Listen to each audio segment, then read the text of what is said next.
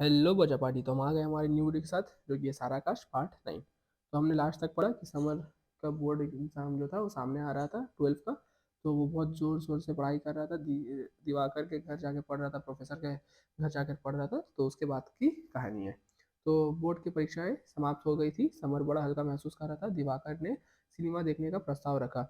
वो अपनी पत्नी किरण को भी साथ ले जाना चाहता था। तो वो अंडरलाइन करिए या मार्क करिए कि दिवाकर की वाइफ का नाम क्या है, किरण। शाम को आने का वादा कर समर अपने घर चला गया। हमने कहा हाँ भाई, शाम में चलेंगे मूवी। घर पहुंचकर देखा कि मुन्नी के पति अचानक उसे लेने आ पहुंचे हैं। मुन्नी के पति समझे, तो मुन्नी का किस्सा हमें याद है ना।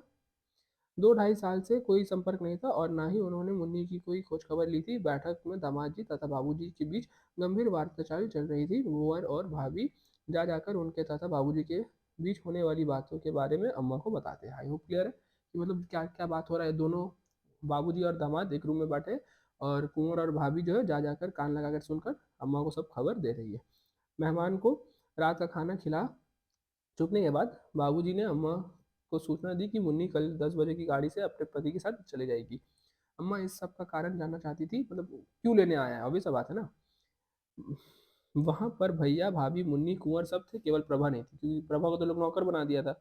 बाबूजी ने बताया कि वो मुन्नी को लेने आया है, माफी मांग रहा था। अब कभी ऐसा नहीं होगा। अगर कभी ऐसा बात सुनो तो कान पकड़ ले। जो बिरादरी के दंड होगा वो भरेगा। मतलब कौन बिरादरी का दंड भरेगा? वो जो दामाद है।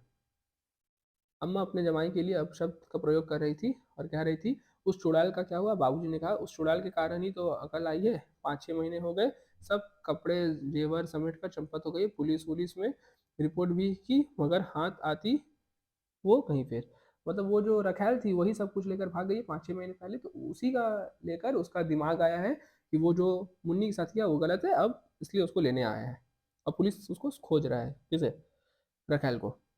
सब चौंके। कुंवर ने मुन्नी को भेजने के लिए मना किया, छोटा भाई जो था। माँ को दामाद पर विश्वास नहीं था, अतः वो भी मुन्नी को भेजने के पक्ष में नहीं थी।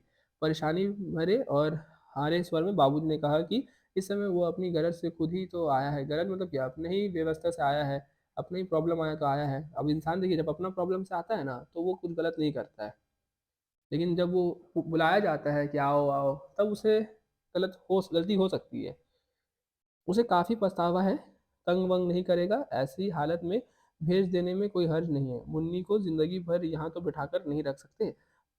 पढ़ाने या हुनर सिखाने के लिए भी पैसे नहीं है। लड़कों की देखभाल सही से नहीं हो पा रही है। या फिर मुन्नी की दूसरी शादी की जाए। दूसरी शादी का नाम सुनते ही अम्मा ने प्रतिवाद किया कि बिरादरी वाले क्या कहेंगे। देखिए, यही अम्मा जो है वो समर की दूसरी शादी करा देगी। तब उसने प्रभा के बारे में नहीं सोचा, लेकिन अपनी बेटी की दूसरी शादी नहीं कराएगी। क्यों? क्यों? क्योंकि बिरादरी वाले क्या कहेंगे। मतलब लड़का और लड़की का समझ रहे तो कॉन्ट्रास्ट इधर कैसा हो रहा है कि बिरादरी वाले क्या कहेंगे। दो शादी करेगी मेरी बेटी, पागल हो।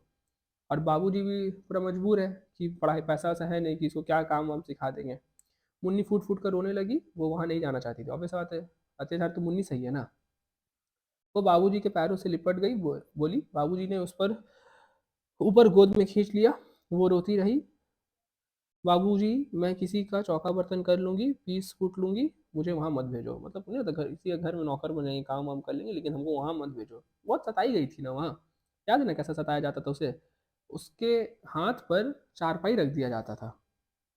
बाबूजी ने समझाने की कोशिश की, लेकिन मुन्नी ने फिर कहा, मुझे उस कुएं में मत ढकेलो बाबूजी। बाबूजी ने दुखी होकर कहा, तेरी भलाई इसी में है बेटी। वहाँ बिरादरी में बदनामी फैलती है। वहाँ मतलब कहाँ? जहाँ तुम शादी की गई हो।